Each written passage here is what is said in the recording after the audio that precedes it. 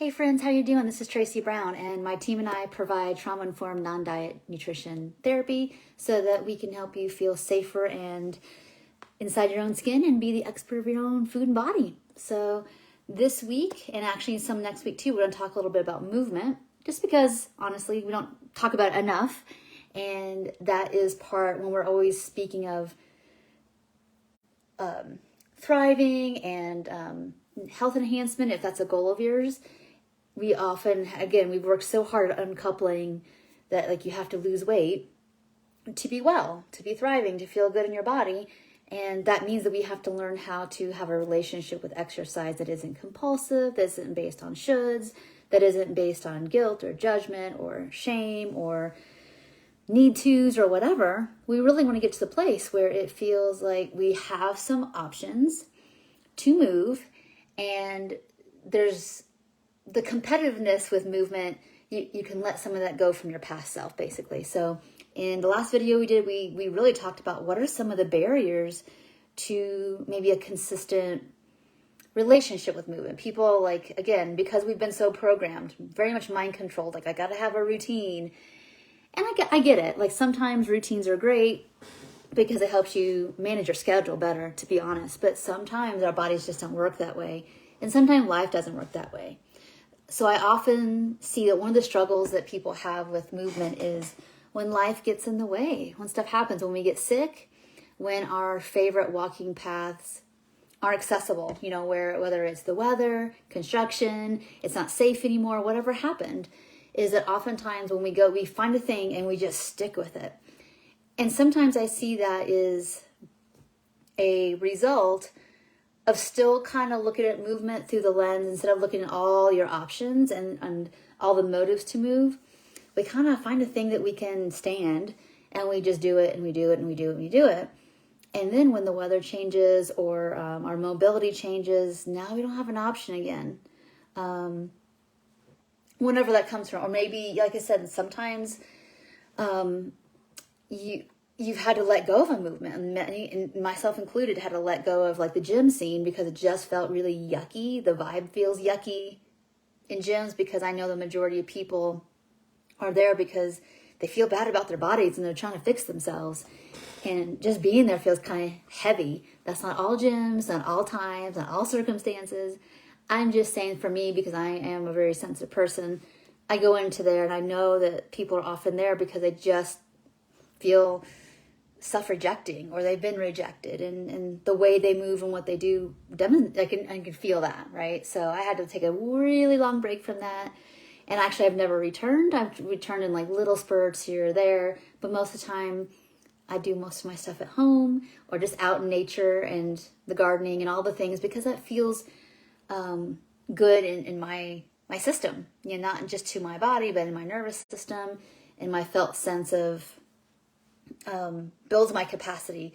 It doesn't, like when I would go into gyms, I feel like I have to use spoons to be there just to do what I want to do, to keep boundaries and to just, I'm neurocepting what I'm feeling, which is like, and not all places are like that. I've actually been in one, I would say in the last 20 years, that like just felt neutral. People were just there, they do their thing and they're good. It wasn't lots of yucky vibes, but for the most part, I think most are, and that's hard to be around when you're quite sensitive. So anyway, I just want to put that out there. If that's the case, we need options, right? Or we need sections of places that are indoors that feel relatively safe. And so I just want to give a couple examples. So if you're not really quite sure what I'm talking about yet, here's some examples. The weather, right? So some parts of the country, being outside is hardly tenable. It's just too cold, too dreary, too whatever. And I get it. I know you can bundle up and wear rain gear, but sometimes that is just not happening. And if you have a routine, let's say, but the weather's pretty crummy for 2 or 3 weeks straight, you get out of your routine and you're not doing anything for those 3 weeks, even though your body might be asking for some movement. And people often think, well, there's my routine. That's all I can do. And that's not true, because we're still looking at movement through a routine lens and through a, not perfectionistic, but a little bit of a black or white. This is what I do on this day at this time. and there's no flexibility, just like with the food. It's like, I only eat at noon and I only eat these foods. I'm like, well, is that your body talking or is that your head? The same thing with movement. It's like, oh, look around your house, look around your yard. It doesn't have to be for the old routine it used to be. Maybe in this season of life, it's abbreviated. I know for me, on busy days, there's no taking a 30-minute walk, but there are mini breaks where I pull some weeds out in the yard, get the mail, take the dog for extra walk around the house. And before you know it, there's little minutes in there and all that. And the most important thing for me, because my motive to move, which I know we haven't talked about in this video, we'll do some more of that next week, and especially in class, is my motives to move are just around feeling alive and thriving. Strength is good and health promotion is great. I appreciate those things and I want those things, but they're not number 1 and 2. For me, it's feeling just this sense of aliveness, and that's the most important thing. So I don't need long durations personally, and maybe you don't either, but maybe you haven't checked that out for yourself. So it can be as simple as sitting on a ball and playing around with it for 3 minutes in between a phone call, or whatever it is. It doesn't have to be that organized to feel more vitality within yourself. And I think that's especially true if you're struggling with a change in your mobility. You might have an injury and you're on crutches, or maybe you don't know when this is going to end. Maybe there's a chronic condition where it's like movement happens in physical therapy. Movement happens in my daily living. And sometimes that doesn't happen. I have high pain days and low pain days, and low pain days are the days that maybe you're doing more stuff, and that's your movement.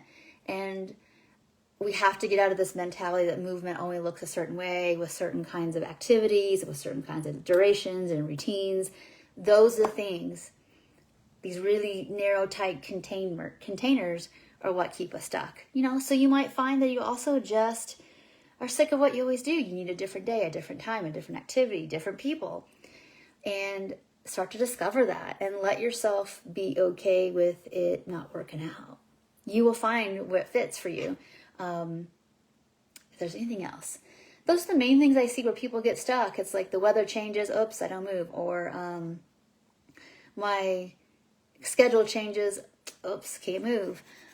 It goes on and on and on. And you want to be like, I really need to expand my vision, take the blinders off of what's possible around you.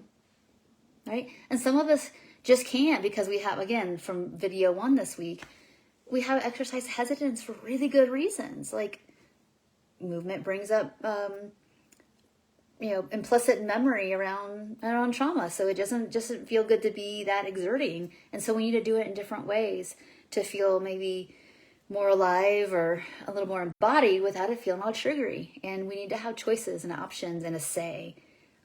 Agency is so important. And so this video is a challenge to you all. Do you get stuck in like your routine mindset?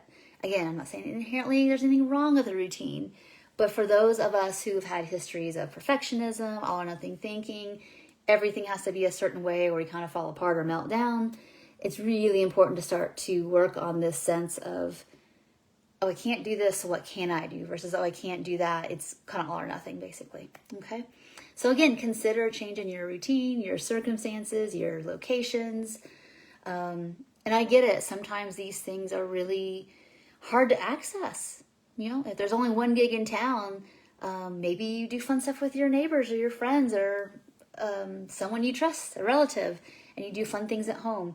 There's all kinds of things that we can consider, right? Babysit, share, whatever you got to do, to change it up, mix it up, and feel like there's a reachable solution. It's not all or nothing. So thank you all so much for watching, and I look forward to talking more about it. So we have 2 more videos we're going to do on this movement series, and I'm really excited to talk to you more about it. If you want some deeper work around that, please look at the link below, and I'm happy to chat with you about it. Thanks so much, and talk to you soon. Bye.